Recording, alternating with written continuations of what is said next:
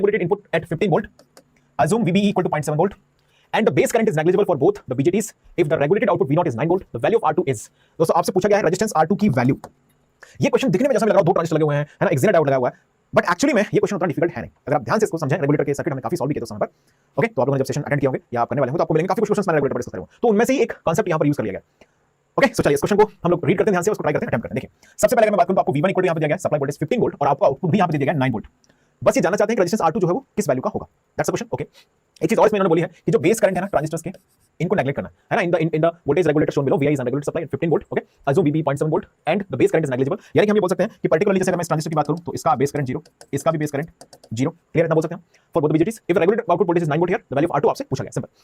सो ध्यान दीजिएगा, base to emitter voltage आपको दिया गया है। सो क्या मैं इस तरह से लिख सकता हूं, देखिए base to emitter voltage VBE that is how much 0.7 volt. So दोस्तों क्या हम ये निकाल सकते हैं यहां का बेस वोल्टेज, समझिएगा जेनर डायोड का जो वोल्टेज है प्लस माइनस ये पोलैरिटी होती है इसकी, तो ये VZ है, मतलब इस नोड का वोल्टेज अगर हम देखें तो ऑब्वियसली ये कितना है 3.3 वोल्ट है, पोटेंशियल डिफरेंस कितना है 3.3 वोल्ट, 0 है, ये 3.3 वोल्ट होगा। V बेस अगर हम निकालना चाहें तो हम ऐसा बोल सकते हैं कि V बेस और जो 3.3 है इनके बीच में पोटेंशियल डिफरेंस कितना है 0.7 वोल्ट है। यस, तो हम ऐसा बोल सकते हैं कि जो V बेस हो जाएगा दोस्तों वो हो जाएगा 4 वोल्ट।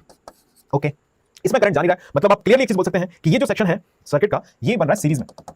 आप चाहो तो यहां पे लिखो, hence R1 R2 is in series because current into the transistor is assumed to be 0। Current यहां पर ट्रांजिस्टर में जा रहा है, मतलब एक ही करंट यहां से यहां पे हो रहा है, मतलब R1 R2 क्या हो गया सीरीज में हो गया। आपसे रेजिस्टेंस R2 पूछ लिया गया, यहां का वोल्टेज हमको मिल गया कितना है 4 वोल्ट, मतलब रेजिस्टेंस R2 के अबाउट वोल्टेज ड्रॉप कितना हो रहा है 4 वोल्ट। दोस्तों यहां का वोल्टेज हमारे पास है VB दैट इज 4 वोल्ट, यहां का वोल्टेज हमारे पास है जो कि कितना है 9 वोल्ट, रेजिस्टेंस हमारे पास है, तो क्या मैं इस ब्रांच का करंट निकाल सकता हूं? बिल्कुल निकाल सकते हैं, कोई प्रॉब्लम नहीं है। कितना करंट आएगा बोलो, हमने बोला कि I1 करंट आएगा, कितना आएगा 9 - 4 potential difference upon resistance, 9 - 4 divided by 1 के, मतलब आप बोल सकते हैं कि I1 की जो वैल्यू है वो 5 मिली एम्पीयर आएगी, 5 milliampere. This is the value of current I1, understood, 5 milliampere. Okay है, चलिए अब ये 5 मिली एम्पीयर करंट यहां से यहां चला, यहां पर करंट जाना नहीं है, मतलब बेस करंट कितना है ट्रांजिस्टर का 0, means no current will flow into this side, मतलब आप ये बोल सकते हैं कि पूरा जो करंट 5 मिली एम्पीयर है वो R2 से फ्लो हो जाएगा। दोस्तों यहां का वोल्टेज है 0 वोल्ट, यहां का वोल्टेज है 4 वोल्ट, तो क्या हम करंट I2 की वैल्यू को बता सकते हैं कितना होगा, इक्वल टू होगा I1 जो कि होगा 5 मिली एम्पीयर, करेक्ट है। सो देखो रेजिस्टेंस R2 इक्वल टू हो जाएगा this VB - 0 divided by I2। सो दोस्तों V ऑफ द B है यहां पर 4 volt divided by R2, sorry I2 कितना है 5 मिली एम्पीयर जो कि I1 के इक्वल है, मिली एम्पीयर है ये वोल्ट है, तो दोस्तों R2 हो जाएगा आपका 4/5 किलो ओम, मतलब 0.8 किलो ओम, आपसे ओम में बोला गया है, सो आप बोलेंगे R2 आएगा 800 ओम। दोस्तों रिप्रेजेंटेशन कैसा भी हो इस क्वेश्चन का, अल्टीमेटली ये क्वेश्चन डिफिकल्ट नहीं है। ओके, तो कई बार से डराने के लिए सर्किट दो ट्रांजिस्टर ये वो जेनर डायोड, बट आप अगर इसे रियलाइज करें तो एक स्टेप में आप इसको आंसर कर सकते हैं। बहुत सिंपल क्वेश्चन है, मैंने खूब एक्सप्लेन किया, गेट 2020 इतना एक्सप्लेनेशन भी नहीं करता, तब भी अगर आपने सही तरीके से एनालॉग इलेक्ट्रॉनिक्स को समझा है, सीखा है, तो आपके लिए क्वेश्चन इतना डिफिकल्ट है नहीं।